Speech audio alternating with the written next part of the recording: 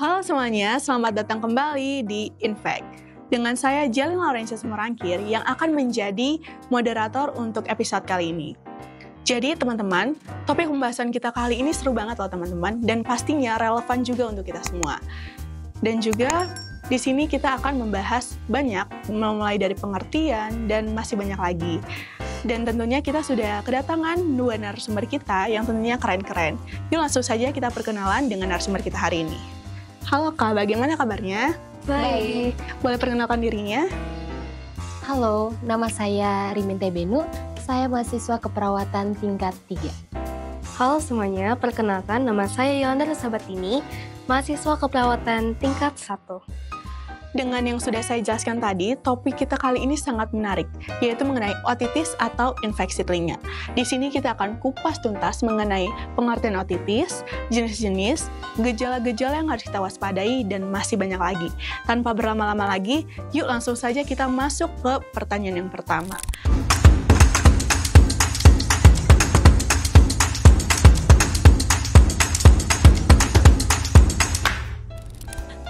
Sebenarnya otitis itu apa sih? Nah, otitis ini sebenarnya ada banyak jenisnya. Tapi kali ini kita akan membahas lebih fokus ke otitis media. Apa itu otitis media? Otitis media itu biasanya infeksi yang terjadi pada telinga bagian tengah. Lebih tepatnya di gendang telinga bagian belakang. Nah, ini biasanya terjadi karena ada bakteri atau virus yang menyerang telinga kita sehingga terjadi peradangan pada area itu.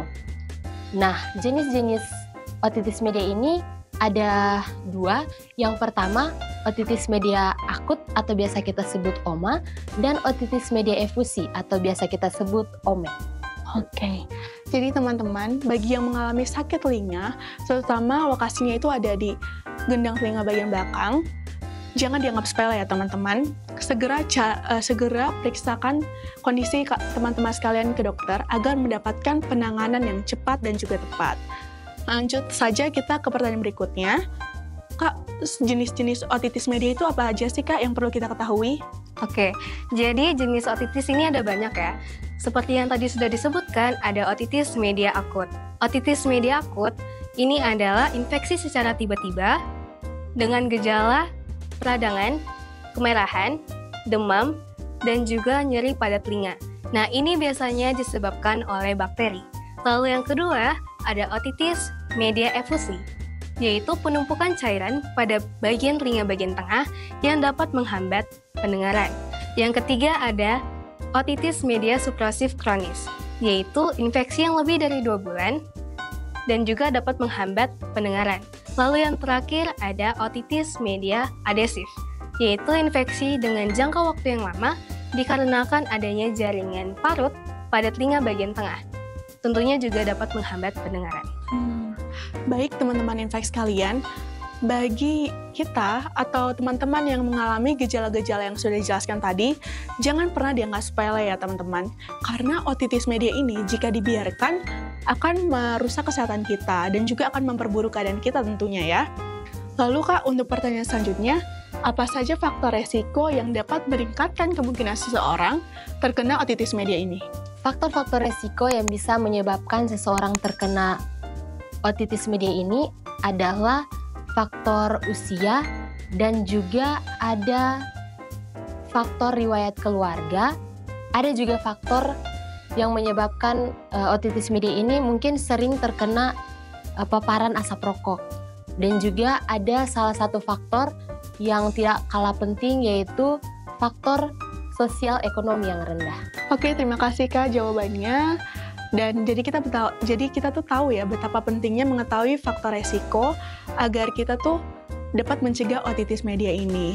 Nah Kak, kita kan sebagai perawat nih, apa saja sih langkah-langkah yang harus kita lakukan untuk mendiagnosis otitis media ini? Oke, kita sebagai perawat yang kita perlu lakukan untuk mendapatkan diagnosanya, tentunya kita mulai dengan anamnesa dan pemeriksaan fisik. Lalu kita lanjut dengan otoskopi untuk mengecek kondisi telinga kita. Lalu, pada anak-anak yang belum bisa berbicara, biasanya mereka menunjukkan dari gejala mereka, yaitu suka menarik-narik telinga mereka, dan biasanya mereka menangis tanpa alasan yang jelas. Nah, teman-teman, ini bukan hanya ditujukan kepada anak-anak ya, tetapi untuk segala usia. Memang ini dikhususkan untuk anak-anak karena anak-anak itu lebih rentan, terutama anak-anak dengan umur di bawah 2 tahun. Lalu, untuk teman-teman sekalian yang di sekelilingnya ada anak kecil dan terkhususnya kepada orang tua, harus peka terhadap tanda-tanda ini. Dan untuk pertanyaan terakhir, Kak, bagaimana pengobatan atau penanganan dari si otitis media ini? Baik, pengobatan adalah hal yang perlu kita ingat dan perlu untuk kita pahami. Jadi pengobatan otitis media ini biasanya dilihat dari jenis dan juga seberapa infeksi yang terkena. Dan juga pengobatan otitis media ini menggunakan antibiotik, tetapi ada juga beberapa yang perlu menggunakan obat dan juga ada tindakan medis khusus. Dan untuk pemberian antibiotik untuk anak usia di bawah 2 tahun, biasanya jika mereka mengalami demam yang tinggi dan juga ada terkena infeksi pada kedua telinga sekaligus. Nah, teman-teman, seperti yang sudah kita dengarkan tadi, segeralah pergi ke dokter untuk mendapatkan penanganan yang tepat jika kita mengalami tanda-tanda infeksi telinga. Dan juga tanda-tanda infeksi telinga di anak-anak seperti yang sudah dijelaskan oleh Kak Yola tadi, anak-anak itu akan nangis secara terus-menerus, lalu menarik-narik telinganya, dan juga akan mengalami demam. Dan dengan diagnosis dan pengobatan yang tepat, maka akan meminimalkan resiko dari komplikasi dan juga akan mendukung dalam hal pemulihan.